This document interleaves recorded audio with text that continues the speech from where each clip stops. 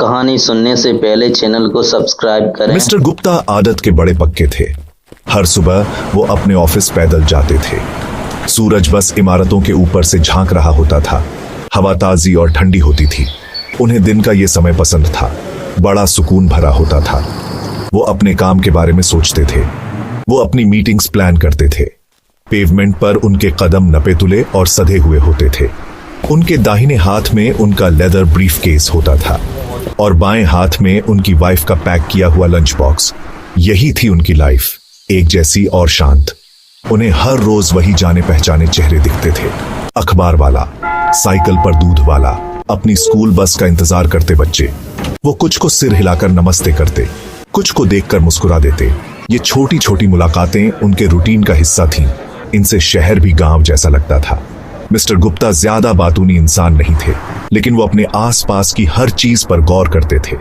वो बदलते मौसम को नोटिस करते थे, दीवारों पर लगे नए पोस्टर्स को नोटिस करते थे। उनका दिमाग हमेशा बिजी रहता था, हमेशा चीजों को याद रखता था। कभी कभी उनके रास्ते पर कुछ नए लोग भी आ जाते थे। कोई स्ट्रीट परफॉर्मर शायद एक दिन के लिए अपना सामान लगा लेता, कोई फेरी वाला किसी नई जगह पर अपनी किस्मत आजमाता। मिस्टर गुप्ता उन्हें भी नोटिस करते थे। वो उनकी कहानियों के बारे में सोचते थे। उन्हें यहाँ क्या लाया होगा, उनके क्या होप्स और ड्रीम्स होंगे। वो बहुत कम ही रुककर पूछते थे। उनका अपना स्केड्यूल टाइट था। उनका ऑफिस उनका इंतजार कर रहा था। उनकी जिम्मेदारियां बहुत थीं। वो पंक्चुअलिटी और डिसिप्लिन में यकीन रखते थे। आज मंडे 26 मई 2025 भी बाकी दिनों जैसा ही था, या शुरू में ऐसा ही लगा। आसमान एकदम नीला साफ था। एक हल्की सी हवा पेड़ों के पत्तों में सरसराहट पैदा कर रही थी। मिस्टर गुप्ता को एक सुकून सा महसूस हुआ। उन्होंने आगे के कामों के बारे में सोचा। एक रिपोर्ट फिनिश करनी थी, एक क्लाइंट को कॉल करना था। उनकी वर्क लाइफ की रोजाना की वही लय। उन्होंने अपनी चाल थोड़ी तेज कर ली। वो लेट नहीं होना चाहते थे। उनका फोकस अपनी डेस्टिनेशन, दूर खड़ी ऑफिस बिल्डिंग तक पहुंचने पर था। जैसे ही मिस्टर गुप्ता एक जाने पहचाने कोने से मुड़े, उन्हें कोई नया दिखा। एक बूढ़ी औरत एक छोटी सी फटी पुरानी चटाई पर बैठी थी। वो पुराने बरगद के पेड़ के पास थी। उन्होंने उसे पहले कभी यहां नहीं देखा था। उसके सामने एक बेंत की टोकरी थी। उसमें लाल चमकदार एप्पल्स भरे थे। ज्यादा नहीं, शायद कोई 2 दर्जन। वो ताजे लग रहे थे। औरत खुद बहुत बूढ़ी लग रही थी। उसके चेहरे पर झुर्रियों का जाल बिछा था। उसकी साड़ी का रंग उड़ा हुआ था, पर साफ थी। वो आने जाने वालों को उम्मीद भरी आंखों से देख रही थी। मिस्टर गुप्ता एक पल के लिए रुके। उन्हें एप्पल्स पसंद थे। वो अक्सर अपनी फैमिली के लिए खरीदते थे। ये एप्पल्स बड़े टेम्पटिंग लग रहे थे। बूढ़ी औरत ने उन्हें देखते हुए देखा। उसकी आंखों में हल्की सी चमक आ गई। एप्पल्स साहब बहुत मीठे हैं, उसने कहा। उसकी आवाज धीमी और थोड़ी कांपती हुई थी। उसमें कई सालों का बोझ था। उसने एक एप्पल उठाया, उसे अपनी साड़ी के पल्लू से प्यार से पोंछा। उसने उसे मिस्टर गुप्ता को दिखाने के लिए आगे बढ़ाया। वो सुबह की रोशनी में चमक उठा। उन्होंने कुछ खरीदने के बारे में सोचा। कन्वीनियंट रहेगा, उन्हें बाद में फ्रूट मार्केट नहीं जाना पड़ेगा। लेकिन वो पैसे के मामले में भी काफी केयरफुल आदमी थे। उन्होंने एप्पल्स के छोटे से ढेर को देखा। वो प्राइस के बारे में सोचने लगे। स्ट्रीट वेंडर्स कभी कभी ज्यादा चार्ज करते हैं। उन्हें ज्यादा पैसे लिए जाने का डर था। उन्होंने प्राइस पूछने का सोचा। वो एक पल के लिए हेजिटेट हुए। औरत सब्र से इंतजार करती रही। उसकी निगाहें उन्हीं पर टिकी थीं। उसके हाथ गांठदार और पतले थे। वो टोकरी के किनारे पर रखे थे। वो मेहनत की कहानी कह रहे थे। वो स्ट्रगल की कहानी कह रहे थे। मिस्टर गुप्ता ने उसके दुबले पतले शरीर को नोटिस किया। उन्होंने उसके पोस्चर में थकान देखी। फिर भी उसमें एक खामोश सा सेल्फ रिस्पेक्ट था। वो भीख नहीं मांग रही थी। वो अपनी रोजी रोटी कमाने की कोशिश कर रही थी। वो अपना सामान बेचने के लिए बैठी थी। खुले आसमान के नीचे ये सीधा साधा काम उनके दिल में कहीं गहरे छू गए। हालांकि उन्होंने अभी इसे पूरी तरह समझा नहीं था। कितने का दिया किलो? मिस्टर गुप्ता ने आखिर पूछ ही लिया। उनकी आवाज पोलाइट थी, पर बिजनेस लाइक थी। उन्हें बार्गेनिंग करने की आदत थी। उन्हें उम्मीद थी कि दाम थोड़ा बढ़ा हुआ होगा। बूढ़ी औरत ने ऊपर देखा। उसने एक पल के लिए हिसाब लगाया। 120 रुपये साहब, उसने जवाब दिया। उसकी आंखें मिस्टर गुप्ता का चेहरा टटोल रही थीं। उसे उम्मीद थी कि वो मान जाएंगे। ये फेयर प्राइस था, उसने सोचा। एप्पल्स अच्छी क्वालिटी के थे। वो उन्हें बहुत दूर से लाई थी। मिस्टर गुप्ता ने हल्के से त्योरियां चढ़ाई। 120 रुपये, ये थोड़ा ज्यादा लगा।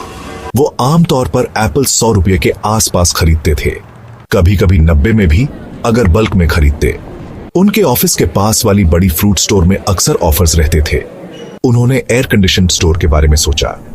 फलों के करीने से सजे हुए पिरामिड्स, यूनिफॉर्म पहने स्टाफ, वो शायद ज्यादा ऑर्गेनाइज्ड, ज्यादा रिलायबल लगता था। ये तो थोड़ा महंगा है अम्मा, उन्होंने कहा। उनका लहजा नरम पर फर्म था। मुझे मार्केट में इससे कम में मिल जाएंगे। बूढ़ी औरत का चेहरा थोड़ा उतर गया, उसकी आंखों की चमक फीकी पड़ गई। ये बहुत अच्छे एप्पल्स हैं साहब, उसने धीरे से कहा। पहाड़ी हैं, बहुत मीठे। उसने और आर्ग्यू नहीं किया, उसने गिड़गिड़ाहट नहीं की, उसने बस अपनी बात रखी। मिस्टर गुप्ता को हल्की सी बेचैनी हुई, पर उन्होंने उसे झटक दिया। बिजनेस तो बिजनेस है, उन्होंने खुद से कहा। उन्हें प्रैक्टिकल होना था, उन्हें फैमिली सपोर्ट करनी थी। हर बचाया हुआ रुपया मैटर करता था। मैं सोचता हूं, उन्होंने कहा और सिर हिलाकर आगे बढ़ गए। उन्होंने बूढ़ी औरत को उसकी छोटी सी टोकरी के पास बैठा छोड़ दिया। वो अपने ऑफिस की तरफ चलते रहे। वो बड़ी चमकीली फ्रूट स्टोर के पास से गुजरे। उन्होंने साइन देखा, एप्पल्स स्पेशल ऑफर 95 रुपए किलो। उन्हें लगा कि उन्होंने सही किया। देखा, वो सही थे, उन्हें सस्ते में मिल सकते थे। उन्होंने तय किया कि घर लौटते समय वो वहीं से एप्पल्स खरीदेंगे। उन्होंने एक सेंसिबल चॉइस किया था। उन्होंने बूढ़ी औरत को अपने दिमाग से निकाल दिया, या ऐसा करने की कोशिश की। उस दिन बाद में अपने डेस्क पर बैठे हुए मिस्टर गुप्ता का मन भटकने लगा। बूढ़ी औरत की इमेज बार बार उनके सामने आ रही थी। उसका झुर्रियों वाला चेहरा, उसकी उम्मीद भरी आंखें, उसके पतले मुरझाए हुए हाथ। उन्होंने उन 25 रुपयों के फर्क के बारे में सोचा। उनके लिए ये एक छोटी सी रकम थी, शायद एक कप चाय की कीमत या एक न्यूज़पेपर की। उन्हें ज्यादा फर्क नहीं पड़ता, पर उसके लिए वो 25 रुपये उसके लिए क्या मायने रखते थे। हो सकता है ये उसकी दिन भर की कमाई का एक बड़ा हिस्सा हो। उन्हें उसका थका हुआ पोस्टर याद आया, एप्पल्स की वो छोटी सी मामूली टोकरी। वो कोई बड़ा बिजनेस नहीं थी, वो बस एक बूढ़ी औरत थी। इस बेरहम शहर में गुजारा करने की कोशिश कर रही थी। कड़ी धूप में या ठंड में उसकी कोई एयर कंडीशन्ड दुकान नहीं थी। उसकी मदद के लिए कोई स्टाफ नहीं था। कस्टमर्स को अट्रैक्ट करने के लिए कोई स्पेशल ऑफर्स नहीं थे। उसके पास बस उसके थोड़े से एप्पल्स थे और उसकी खामोश सेल्फ रिस्पेक्ट। उन्होंने उसकी सिचुएशन को उस चहल पहल वाली फ्रूट स्टोर से कंपेयर किया जहां वो जाने का प्लान कर रहे थे। यह कंट्रास्ट बहुत साफ और बेचैन करने वाला था। एक अजीब सी बेचैनी उन पर छा गई। क्या उन्होंने इतना ज्यादा बार्गेन करके सही किया, या इतनी छोटी सी रकम के लिए चले आना सही था? उन्होंने जरूरतमंदों की मदद करने के सिद्धांत के बारे में सोचा। उनके माता पिता ने हमेशा उन्हें यही सिखाया था, छोटी छोटी नेकियां बहुत बड़ा डिफरेंस ला सकती हैं। उन्हें अपनी दादी की सुनाई कहानियां याद आईं, दया और हमदर्दी की कहानियां। उन्हें गिल्ट की एक चुभन महसूस हुई। उनका सेंसिबल चॉइस अब थोड़ा सेल्फिश लग रहा था। जितना ज्यादा उन्होंने सोचा, उतना ही उन्हें एहसास हुआ। बूढ़ी औरत उन्हें चीट करने की कोशिश नहीं कर रही थी, वो सरवाइव करने की कोशिश कर रही थी। उसके प्राइस में शायद उसकी मेहनत भी शामिल थी। उन एप्पल्स को उस जगह तक लाने की उसकी कोशिश, कुछ रुपए बचाने की उनकी इच्छा शायद एक सिंपल ह्यूमन कनेक्शन पर भारी पड़ गई थी। थोड़ी सी सपोर्ट देने का एक मौका। उन्हें अपनी भूल सुधारने की तेज इच्छा हुई। वो जानते थे कि उन्हें क्या करना है। उनके डेस्क पर रखी रिपोर्ट अब कम इंपॉर्टेंट लग रही थी। जैसे ही वर्कडे खत्म हुआ, मिस्टर गुप्ता बड़ी फ्रूट स्टोर नहीं गए। वो सुबह वाले ही रास्ते पर वापस चल दिए। उन्हें उम्मीद थी कि बूढ़ी औरत अब भी वहीं होगी। उनके नए इरादे से उनका दिल हल्का महसूस हो रहा था। उन्होंने अपना वॉलेट हाथ में पकड़ा हुआ था। वो अब बार्गेनिंग के बारे में नहीं सोच रहे थे। वो उस मुस्कान के बारे में सोच रहे थे जो शायद वो उसके चेहरे पर ला सकते थे। इस बार वो उसके एप्पल्स खरीदेंगे, चाहे वो कोई भी प्राइस बताए। वो उन्हें उसी जगह मिली, पुराने बरगद के पेड़ के पास। उसकी टोकरी में अब एप्पल्स कम थे, पर कुछ अब भी बाकी थे। वो और भी थकी हुई लग रही थी। दिन लंबा था और शायद ज्यादा प्रॉफिटेबल नहीं रहा था। उसने मिस्टर गुप्ता को आते देखा।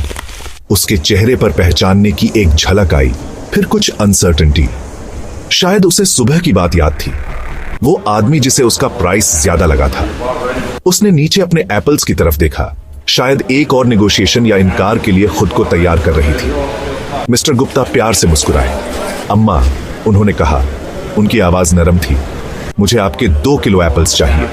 उन्होंने प्राइस नहीं पूछा। बूढ़ी औरत ने हैरानी से ऊपर देखा। उसके होठों पर एक छोटी झिझकती हुई मुस्कान आ गई। 2 किलो साहब, उसने कंफर्म किया।